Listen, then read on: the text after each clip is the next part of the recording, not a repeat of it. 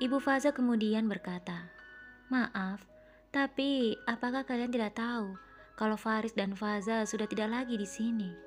Didin dan Sarah tampak begitu kaget mendengar perkataan Ibu Faza. Didin dan Sarah kemudian saling berpandangan, lalu kembali bertanya kepada Ibu Faza. "Tidak di sini, maksud ibu?" kata Sarah. Ibu Faza mengatakan kepada mereka bahwa Faza dan Faris sudah kembali ke desa mereka. Beberapa jam yang lalu, Faris dan Faza pulang ke desa dan akan kembali tinggal di sana.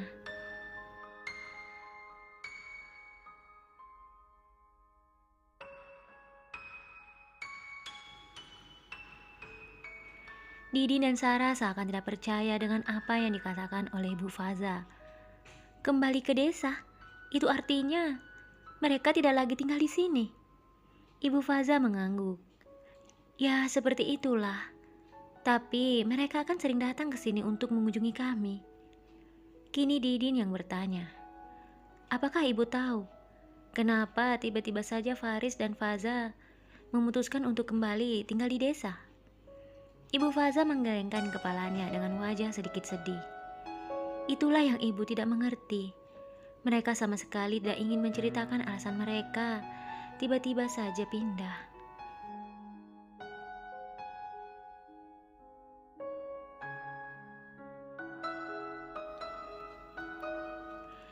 Didin dan Sarah hanya terdiam, tidak tahu harus berkata apa.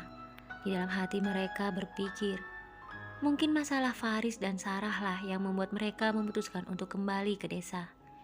Ibu Faza kembali melanjutkan perkataannya. Padahal awalnya mereka sangat bahagia, apalagi Faza. Dia sangat mendukung karir Faris. Tetapi kemarin mereka mengatakan akan pindah dan itu membuat ibu sedikit terkejut. Tetapi ibu tidak bisa berbuat apa-apa. Ibu hanya bisa mendoakan mereka. Ibu harap apapun alasannya, itulah yang terbaik bagi anak-anak ibu.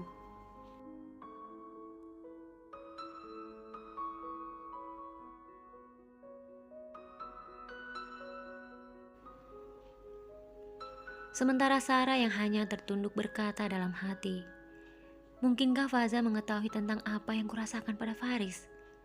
Kenapa tiba-tiba saja Faza menyetujui keputusan Faris? Apakah Faris mengatakan kepada Faza tentang apa yang aku katakan padanya? Oh tidak, jika Faza tahu tentang hal itu, pasti dia sangat marah padaku dan sangat membenciku. Apa yang harus aku lakukan?" Ibu Faza kembali mengajak Didin dan Sarah untuk masuk ke dalam rumah. Namun Didin dan Sarah menolak dengan halus. "Mohon maaf ibu, kami sampai di sini saja."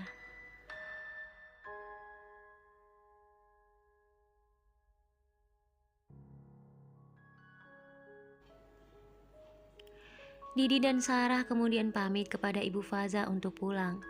Saat dalam perjalanan, Didin dan Sarah hanya diam 1000 bahasa. Didin benar-benar menyayangkan dengan keputusan Faris, namun semua sudah terlambat. Faris dan Faza benar-benar telah kembali ke desa mereka. Sementara Sarah benar-benar menyesal dengan apa yang sudah dia lakukan. Dia benar-benar tidak pernah menyangka kalau Faris rela meninggalkan kesuksesan yang ada pada dirinya saat ini demi istrinya, Faza.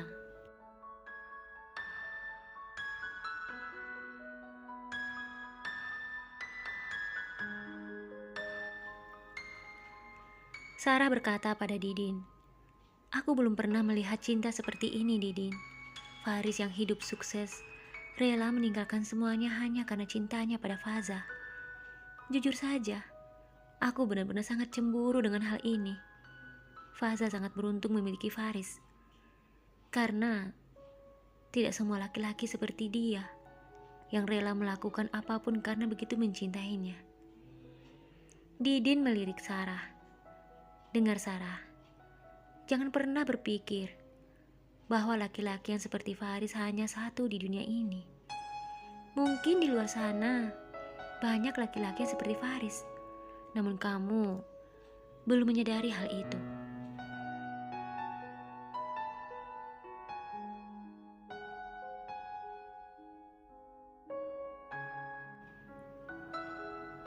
Sarah menatap Didin.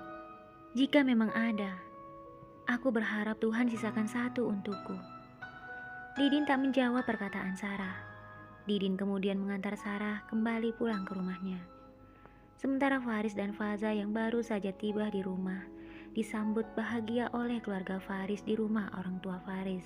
Seperti biasa, ibu-ibu yang ada di situ memulai aksi mereka. Ternyata kamu belum hamil juga ya Faza?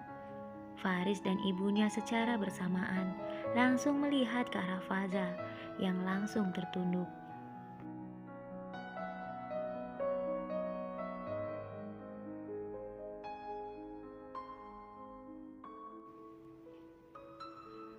Faris lalu berkata dengan sedikit nada kesal, "Maaf ya ibu-ibu, aku dan istriku baru saja tiba. Tetapi tanpa pikir panjang kalian langsung menanyakan sesuatu yang membuatnya terluka. Kalian juga seorang wanita kan? Lalu di mana hati nurani kalian? Jika istriku belum hamil, memangnya kenapa? Aku suaminya tidak pernah mempermasalahkan hal itu. Tetapi kenapa kalian begitu repot mengurus kehidupan kami? Apakah kalian berpikir bahwa istriku dengan sengaja menunda kehamilannya? Atau kalian bahagia jika istriku tidak bisa mempunyai keturunan?"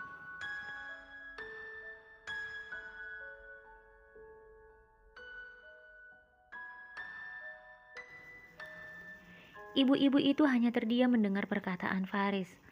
Karena begitu kesal, Faris kembali berkata, "Seharusnya kalian mendoakan kami agar kami segera memiliki anak, bukannya malah terus memojokkan istriku." Faris kemudian mengajak Faza ke kamar, sementara ibu Faris mencoba menambahkan perkataan Faris. "Ibu-ibu, sebelumnya saya minta maaf, tapi apa yang dikatakan Faris itu benar. Sebaiknya jangan lagi pernah menanyakan tentang kehamilan pada Faza. Kasihan dia. Sebaiknya kita mendoakan mereka. Kita doakan agar Faza segera hamil."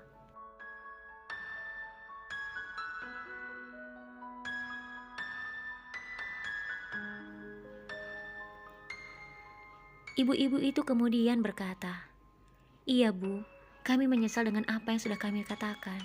Tidak seharusnya kami melakukan itu pada Faza, tetapi seharusnya kami mendoakannya." Ibu Faris tersenyum. "Terima kasih ibu-ibu sudah menyadari hal ini." Faris dan Faza yang saat itu berpelukan di kamar sedikit terkejut mendengar suara pintu kamar mereka diketuk. Faris pun berdiri dan membuka pintu itu. Dan ternyata yang mengetuk pintu ibu-ibu yang tadi menanyakan soal kehamilan pada Faza.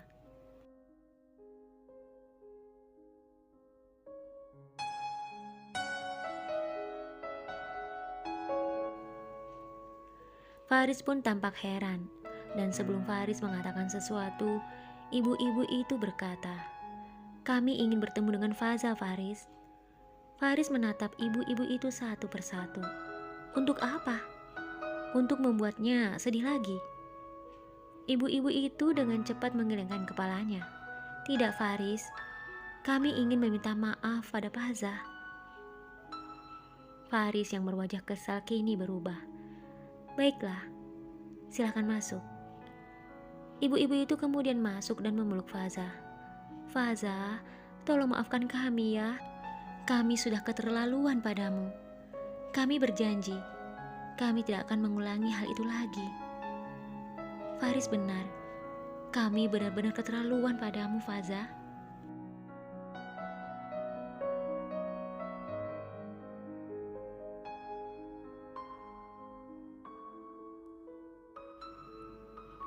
Setelah ibu itu melepaskan pelukannya pada Faza, ibu-ibu yang lain menyusul. Setelah itu Faza tersenyum bahagia kepada ibu-ibu itu. Karena akhirnya mereka sadar, apa yang sering mereka lakukan sangat melukai hati Faza.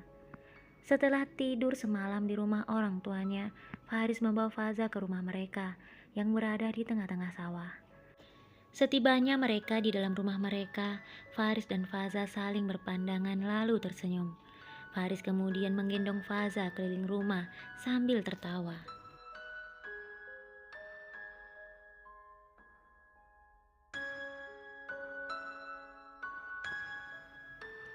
Setelah Faris menurunkan Faza, mereka kembali saling berpandangan. Akhirnya kita kembali ke tempat yang seharusnya sayang. Tempat di mana hanya ada kita berdua, kata Faris. Faza kembali memeluk Faris. Aku tidak bisa membayangkan. Andai saja saat itu, kamu benar-benar pergi meninggalkan aku karena wanita lain.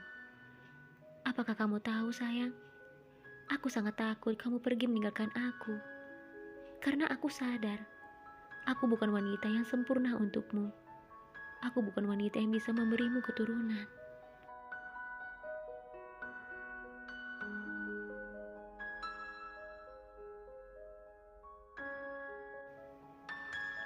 Mendengar perkataan Faza, Faris mendekap tubuhnya erat. Sayang, tolong berhentilah berkata seperti itu. Meski tak memiliki keturunan, aku akan tetap mencintaimu. Kita akan selalu hidup seperti ini, sampai maut memisahkan kita. Faza menatap Faris. Dia merasa sangat beruntung. Menikah dengan Faris yang mencintainya dan menerimanya apa adanya. Faris pun menatapnya dan hendak mencium bibirnya. Namun sayang, belum juga bibir Faris mendarat di bibir Faza, seseorang mengetuk pintu rumah mereka.